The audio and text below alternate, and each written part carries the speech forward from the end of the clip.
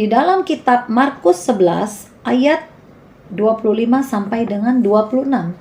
Dan jika kamu berdiri untuk berdoa, ampunilah dahulu sekiranya ada barang sesuatu dalam hatimu terhadap seseorang, supaya juga Bapakmu yang di sorga mengampuni kesalahan-kesalahanmu. Tetapi jika kamu tidak mengampuni, maka Bapakmu yang di sorga juga tidak akan mengampuni kesalahan-kesalahanmu. Salam damai, salam sejahtera, saudara-saudara yang saya kasihi dalam Kristus Yesus. Damai sejahtera, sukacita, kekuatan yang dari Tuhan senantiasa menyertai kita semua. Saudara, segala sesuatu di dunia ini dikendalikan oleh alam roh. Dan alam roh menempati tempat yang tertinggi. Kita belajar di sini, saudara, karena alam roh yang tertinggi, maka Tuhan sangat tidak berkenan apabila manusia menilai atau melihat segala sesuatu yang terjadi di dunia ini dengan apa yang terlihat. Saya mau katakan di sini, hukum dunia memang berbanding terbalik dengan hukum Tuhan. Tetapi itu yang harus terjadi, saudara, di dalam kekristenan. Karena Allah adalah kasih. Yesus Kristus adalah kasih. Oleh karena itu, kasih menempati tempat yang tertinggi. Karena tanpa kasih akan sama dengan gong yang gemerincing, saudara. Kita semua mengetahui bahwa di dalam hukum dunia, jelas keputusan yang tertinggi yang diambil oleh seorang hakim berdasarkan kesalahan atau tindak pidana yang dilakukan seseorang berdasarkan fakta atau bukti nyata. Itu hukum dunia, saudara. Tetapi berbeda dengan hukum Tuhan. Hukum Tuhan menggunakan hukum kasih, yaitu dengan melihat segala sesuatu dengan kacamata Tuhan. Karena ketika Lucifer sudah dicampakkan ke dunia ini oleh Allah, roh manusia mulai dikendalikan oleh kuasa gelap. Apabila orang tersebut tidak mengikuti Tuhan sungguh-sungguh dan hidup dalam kekudusan. Oleh karena itu, saya tidak mengerti mengapa masih ada hamba Tuhan yang saling menjelek-jelekan, menuduh, memfitnah, bahkan ikut campur dengan masalah hamba-hamba Tuhan lain. Tidak menyelesaikan masalah dengan cara Tuhan.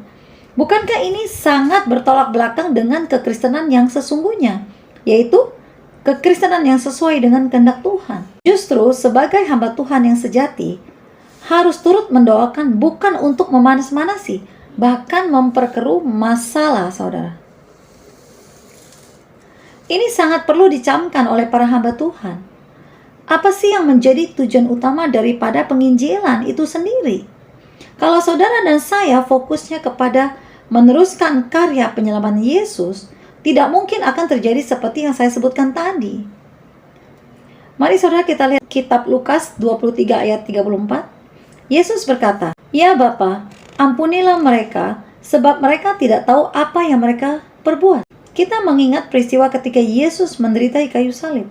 Yesus mengatakan, "Ya Bapa, ampunilah mereka, sebab mereka tidak tahu apa yang mereka perbuat." Kita melihat di sini, Yesus memiliki sikap hati yang sangat mengampuni. Sekalipun Yesus harus didera, disiksa dengan sangat keji, saudara. Bahkan tidak berperi kemanusiaan. Tetapi Yesus tetap memiliki kasih dan hati yang mengampuni. Jelas sekali, saudara, perkataan Yesus tersebut menjelaskan bahwa apabila manusia berdosa, melakukan suatu kesalahan, baik itu membunuh, mencuri, memfitnah, berzina, emosi, bertengkar, bahkan melakukan bunuh diri. Perlu saudara semua ketahui bahwa itu semua terjadi di luar kendali orang yang bersangkutan. Jadi, roh kegelapan atau roh jahat atau kuasa gelap yang telah mengendalikan orang tersebut tanpa mereka menyadarinya. Mungkin orang tersebut tidak mau melakukannya, tetapi karena kuasa gelap telah menguasainya totally, maka orang tersebut melakukannya, saudara. Dan biasanya setelah roh kegelapan atau kuasa gelap itu telah berhasil menguasai orang tersebut, maka kuasa gelap tersebut akan meninggalkan orang tersebut. Maka pada saat itu juga, saudara, orang tersebut sadar dan menyadari perbuatannya dan merasa sangat menyesal atas perbuatannya. Dan orang dunia mengatakan ini, berbuat dahulu baru berpikir kemudian. Bukankah sikap yang benar sebagai anak-anak Tuhan yang memiliki integritas dan kepribadian adalah berpikir dahulu baru berbuat kemudian. Dan Roh Allah tidak dapat menjamah mereka. Dan hikmat Tuhan tidak menyertai mereka. Maka kuasa si jahat telah menguasai mereka. Dan Tuhan pernah menyampaikan ini kepada saya ketika Tuhan datang kepada saya. Janganlah melihat seseorang dari yang terlihat, tetapi lihatlah roh yang di belakangnya. Roh yang mengendalikan orang tersebut. Inilah sikap melihat segala sesuatu dengan kacamata Tuhan atau dengan sudut pandang Tuhan, saudara. Dan ini sangat erat korelasinya dengan hukum kasih. Saudara, dengan menerapkan sistem hukum kasih, maka kita akan mudah sekali mengambil suatu sikap mengampuni. Dan hukum kasih inilah yang diajarkan oleh Tuhan Yesus Kristus, yaitu saling mengampuni. Mari kita lihat kitab Kolose 3 ayat 13 sampai dengan 14. Sabarlah kamu seorang terhadap yang lain, dan ampunilah seorang akan yang lain, apabila yang seorang menaruh dendam terhadap yang lain. Sama seperti Tuhan telah mengampuni kamu, kamu perbuat jugalah demikian. Ayat yang ke-14, dan di atas semuanya itu, kenakanlah kasih, sebagai pengikat yang mempersatukan dan menyempurnakan. Dan sikap yang saling mengampuni inilah yang sangat tidak disukai oleh Lucifer atau iblis, saudara.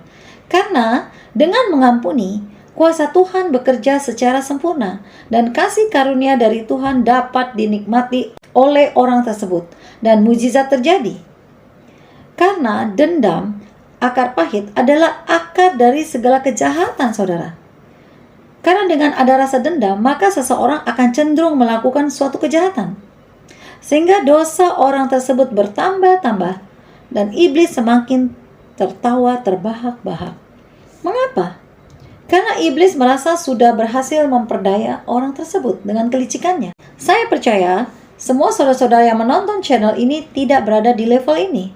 Karena kita akan menjadi Kristen yang mundur dan tidak dewasa. Saya berdoa saudara-saudara semua diberkati Tuhan di dalam segala aspek kehidupan dan menjadi terang dimanapun saudara berada, dan nama Tuhan kita Yesus Kristus dipermuliakan.